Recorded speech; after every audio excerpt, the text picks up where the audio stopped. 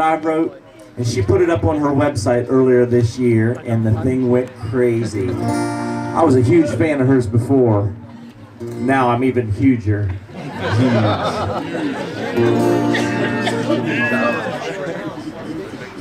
All right. You all ready for Sarah Palin? I'm State Representative Andy Brenner. I'm a co-chair for Trump here in Delaware County. I'm glad we got this great turnout. Let's give Sarah, I'm going to yell one real quick here. She might hear it inside. OH! Oh! All right. Well, let's welcome Brian Lewis here, who has the song, I Think My Dog's a Democrat. And it's a heck of a video. And then Jeff Lynn will be doing some bagpipes later in honor of the fact that Donald Trump is, in fact, of Scottish ancestry. So let's start. Let's give a couple of cheers for Donald Trump here. And Pence, let's come on.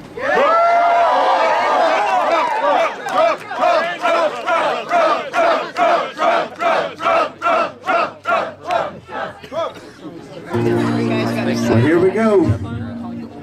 Oh, I think my dog's a Democrat, and it breaks my heart to have to say an ugly thing like that. There's a big old pile of evidence that all points towards the fact my dog might be a Democrat. I pay for all his health care, and I buy everything he eats. I provide him with a place to live just to keep him off the streets. But he just acts like he's entitled. Even tried to unionize the cat. Yeah, I think my dog's a Democrat. Here's where it starts getting serious.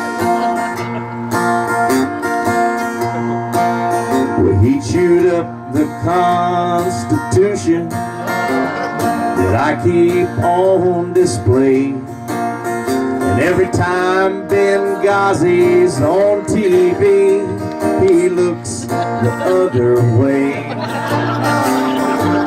I know he's a liberal, even if he won't admit it.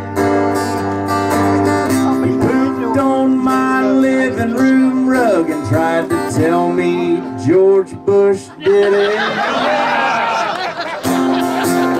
He ain't got no papers, and what really gets my goat is if he could find a ride to town, well, I know they'd let him vote. We're sure we've had some good times, and he's been fun to have around. If he ever barks about my right to bear arms, I'm gonna have him put down. I pay for all his health care, and I buy everything he eats. I provide him with a place to live just to keep him off the streets. You'd have to be a socialist to ever act like that. So my dog must be a Democrat. His behavior has been hidden, that his mom might be Mrs. Clinton. Well, I think my dogs and spread the wealth, government health, flea-bitten Democrat. My name's Brian Lewis, and I approve this message. Are you guys ready for Sarah Palin?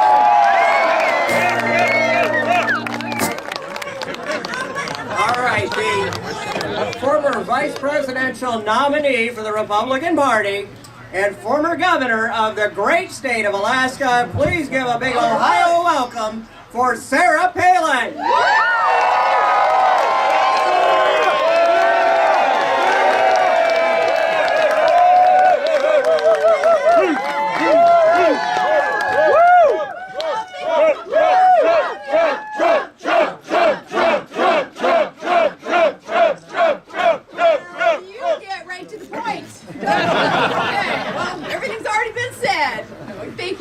For all that you're doing, supporting the right candidate. You obviously, in this wonderful state with so much potential to keep feeding our country and building industry and growing these robust communities. It's a gorgeous, gorgeous place in OH. Oh! Let it run. Yeah. It's so great to be here. You all knowing what it's going to take to make America great again. You having it in your heart and in your souls, the work ethic that you have and that is so evident here. Especially as we drive through the little towns, a couple of the small towns especially today, and it was really encouraging seeing so many Trump signs. And I was like, oh man, there's just so great hope, and it shows a lot of momentum, and we saw a lot of other signs too, a lot of lock her up signs.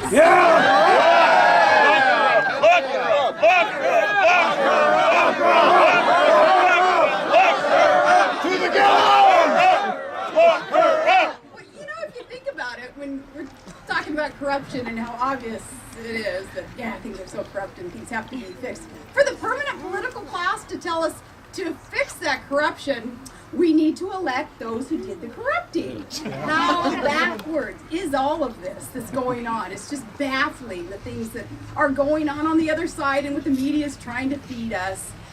Thank you for knowing what's really going on. The beauty of Trump's campaign, too, has been the exposure of things that have been going on. And of course, it took Trump to be the one as our messenger to expose. And he did it because he has guts, and he's not politically correct, which I'm sure you guys appreciate. And he is candid.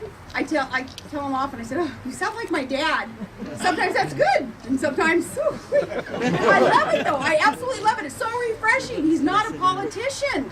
And that's, for this time in America and the progress that we need, we don't need the politician at the head echelon there. We need someone in the private sector who understands how to build an economy, how to create jobs. You know, Hillary Clinton actually said, don't let anyone tell you that corporations and businesses create jobs. She had to have hit her head before saying that. That is absolutely backwards. As opposed to what Trump is going to be able to bring from the private sector, an appreciation for people's wisdom, for their work ethic, for their drive and their passion, that entrepreneurial spirit that really built this country. He respects that. He has that. It's going to be so refreshing finally to have someone in the White House who can administer policies and surround himself with helpmates who will administer policies to allow the rest of the country to succeed as he so hopes that we do. He talks about his success. He talks about being so blessed. And he's proud of it. And he says, and I want you to be successful too. I want your kids to have opportunities that we see dwindling today. They're dwindling because government has grown in its largesse to a degree that's just suffocating the life out of our small towns and out of Main Street, and we're relying so much on foreign countries to energize this nation, literally with energy and with manufacturing. Trump knows that it's time to bring that back because he knows that we have the workforce, we have the ingenuity, we have the natural resources. God has blessed this land with absolutely everything we need. And it's because our forefathers dedicated this land to God, too. We dedicated it, too. Knowing that to build an exceptional country, our forefathers, they concentrated on the two things. And that was work ethic, reward for work ethic, and developing our natural resources. Those two things, that's kind of the foundation of your state. It's Ohio is known for hardworking, unpretentious, patriotic people who are out there trying to exercise that work ethic that we try to teach our children, and the government kind of tries to just allow to atrophy nowadays. No, but Trump is going to bring that back. And knowing he, with his skills, with his intelligence, with the ability to bring people around him in areas that he admits he'll learn more about that. But in the meantime, he's going to bring someone who is an expert in that area, because he's humble enough to say that. I will bring that person into the administration and they'll help in that area. That's exactly what we need to allow our communities to grow and to thrive. Most importantly, it's what we need for our individuals, for our families, which make up the communities, to be able to fulfill that.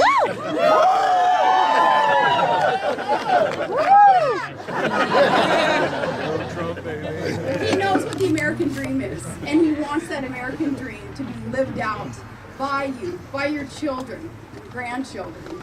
We have to do that by draining the swamp. Drain the swamp. And then, he has to correct some of the greeny wackos who say it's a wetland, so we need to protect that. No, that's swamp. Yeah, for the breeding mosquitoes. Snail darter. Alligators. Yeah, that alligator will take one for the team. To be able to, literally, yes, we will have to drain the swamp and get rid of this corruption. It is just so refreshing, really. I mean, you could look at it as being depressing and overwhelming, the exposure of what the Obama administration has been up to and what the Clinton plan has been up to. And it's bad, bad stuff. It's so unethical and illegal, and you already know all that. But to see that exposed, it could really tear us down. And sometimes I think, somebody somewhere wants our spirit to be snuffed out. Because once the American spirit is no more, that is when we don't have any hope. So you can look at it as, man, it's just like hopeless, and it's depressing to know what really has been going on in our federal government and in that higher echelon of the politicos. Or you can look at it as, thank you, God, that we have a messenger, an unconventional, avant-garde messenger, this golden wrecking ball who came in and wrecked what needed to be wrecked. He came in and he spoke for us. He heard our voice.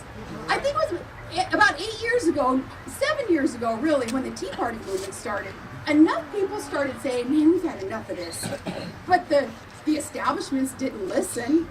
But as these years have gone on, and as we have seen now the federal debt doubled to $20 trillion, which really, it's insurmountable the way we're going. Of course, that can never be paid off. Other countries will be owning America when that continues.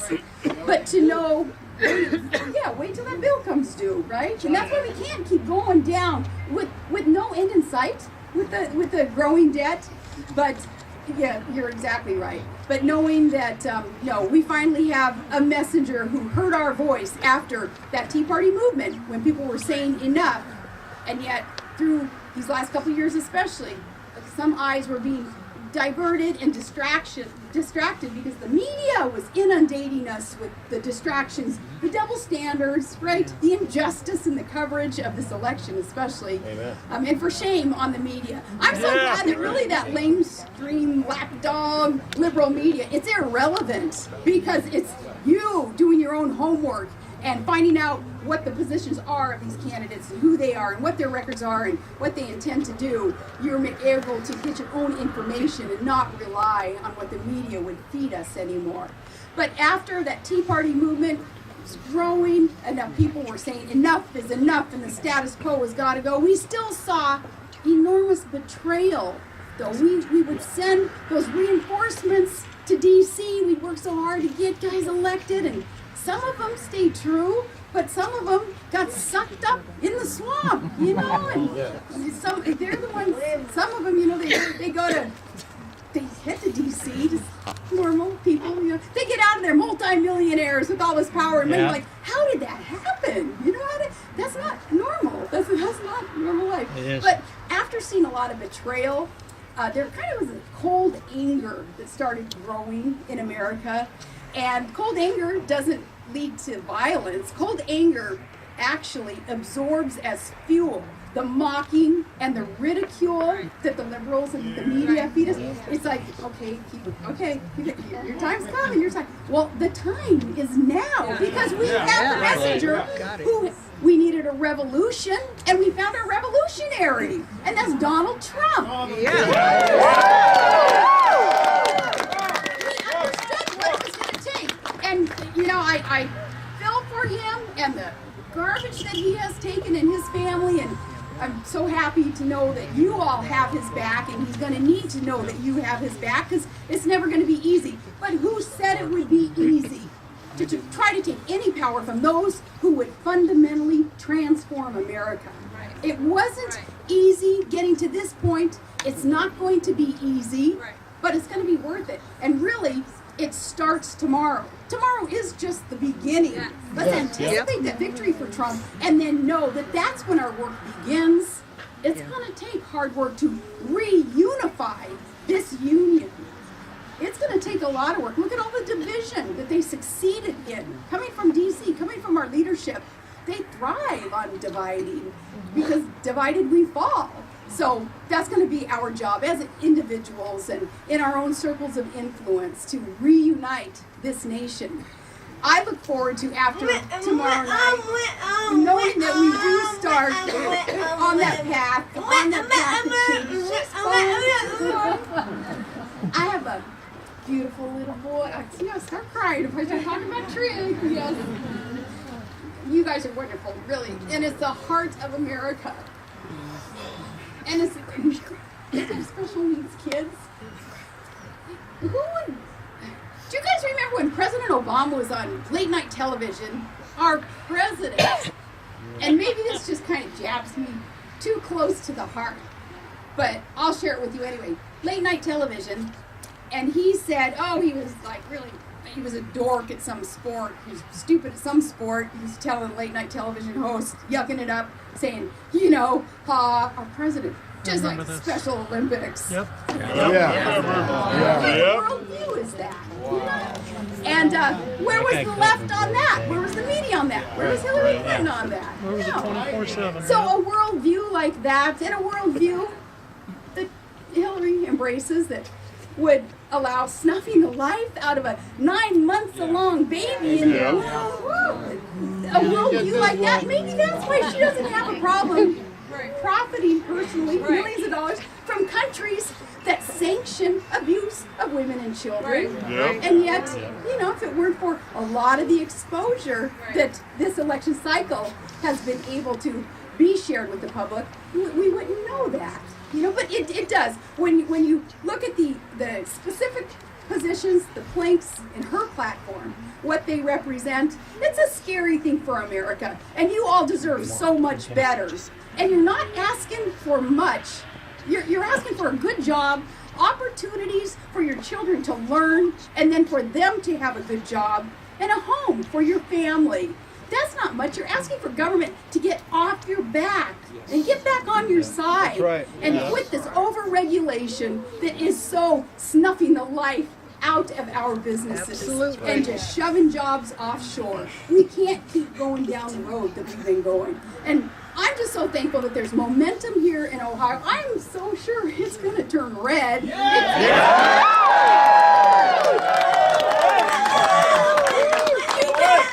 absolutely sense that enough is enough being said here. Trump is going to win So Ohio. after those years of some voices saying enough is enough, but not enough people understanding how the corruption in our government and the poor decisions affect their personal lives. Finally, with this movement, the Trump movement, enough people said enough. No more. We're not going to take it anymore. And it's for such a time as this that you all are involved, that you all have the right tools, the right passion, the right opportunities to get out there, get the vote out tomorrow. It's really important that we all pitch in those last hours especially, and even talk to still those people who are, maybe on the fence about whether to vote for Trump or not because maybe they're a little offended by his tone or something. It really is irrelevant. Snowflakes. I know all about snowflakes. Melt those snowflakes, right? Really, when you think about it, what is irrelevant? So those people who maybe still think they're on the bubble, don't really know if they should vote or not. One, those never Trumpers. That's who they are. Even some of the GOP still. And those I guess I'm not supposed to say the end because we're supposed to be unified. But you know what? The Republicans against Trump still. They're still the acronym. It's RAT. Republicans against Trump. Our governor. Our sad governor. Kasich the head rat. Truly Democrat. But really, if you take some time, even in the last hours, to remind them, if you have a problem with Trump as a person, remember this is more than a man. It's bigger than a man. It's bigger than a party. It's bigger than even as imperative as it is the Supreme Court picks, and it's bigger than even shoring up democracy within our republic. It's the culmination of all of that, and what Trump represents and what Hillary Clinton represents at the crossroads that we are, what direction we're going to go. It's a culmination of all those things that are America and that have made America the most exceptional nation on the earth. To restore that, who do we vote for tomorrow?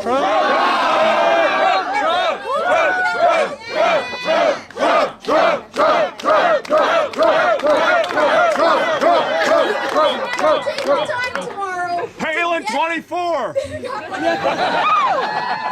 get to the polling places too.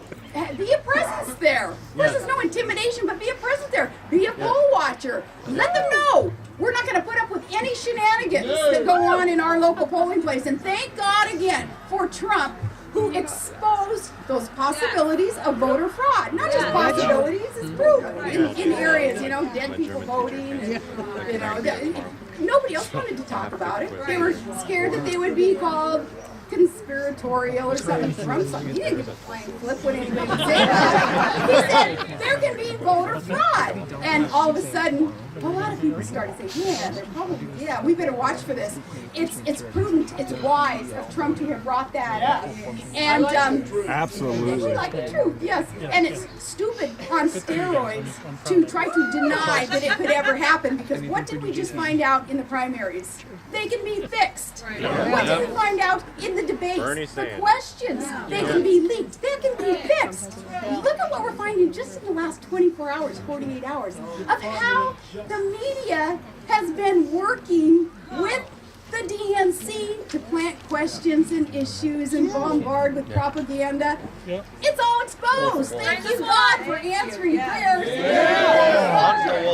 So you guys work really hard getting out there tomorrow and waving those signs and letting Trump know that you have his back, because he has yours. He loves you guys. I'm speaking for him. Trust me. He loves you, and he's running for the right reasons. He's a billionaire, and yet he has a servant's heart. I want you all to know him personally, to know his heart, to know it's sincere, it's genuine. He didn't have to do this. He could be living the life out there on the golf course, just like our president is, right?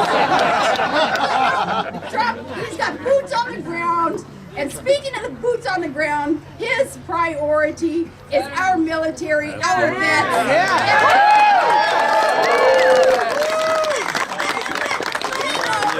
The only reason he has what he has is because he's taking advantage of the freedom that we have, and who's given us that freedom? It's our military. They protected it. Right, exactly. If you love your freedom, you think of that. So you guys, thank you so much. Thank you. I can't wait to see how Ohio does tomorrow. You guys are just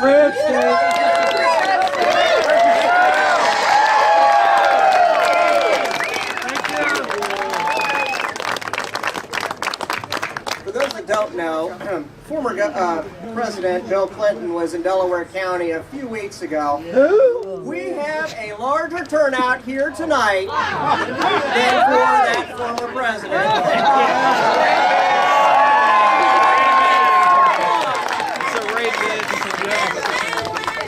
Did they hide their women?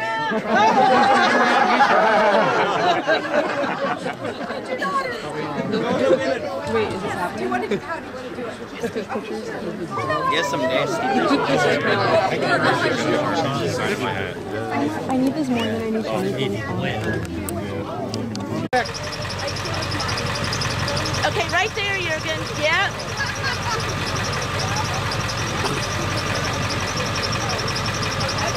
Good one, Jürgen. Thank you.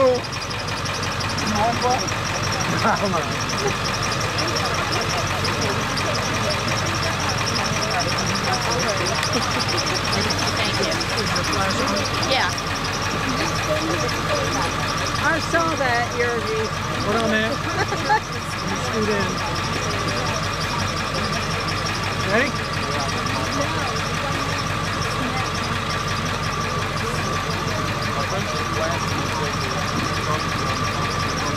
Is that no flat? Is it flat? Yes, Jürgen.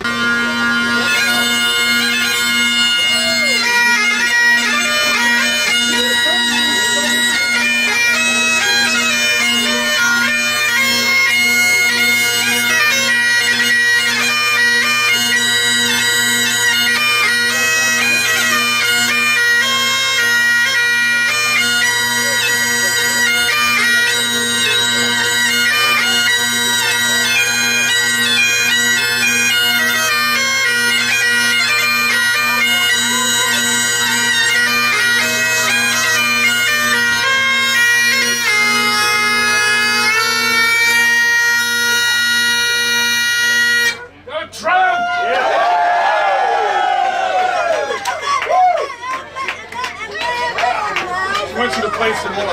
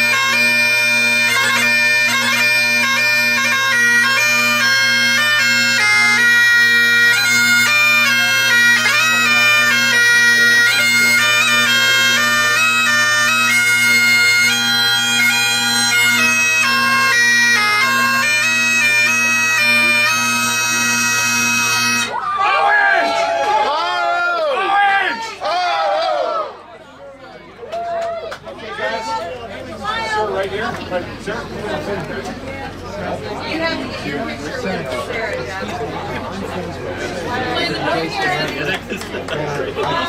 I don't want to blow it. I don't want to take the risk.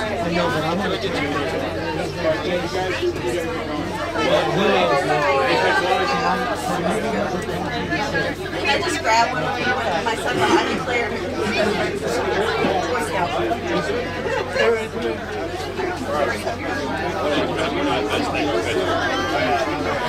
Step on this way, please.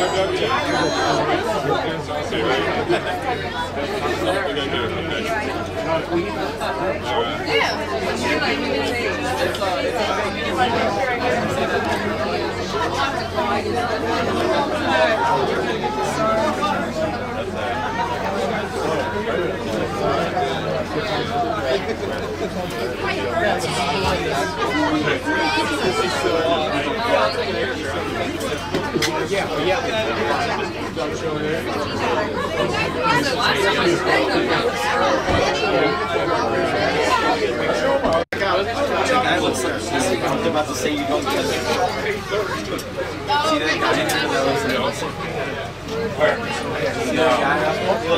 Oh yeah. I was about to say, you don't deserve She wants a picture of her and what?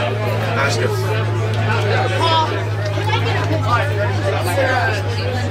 Jordan said he would take her.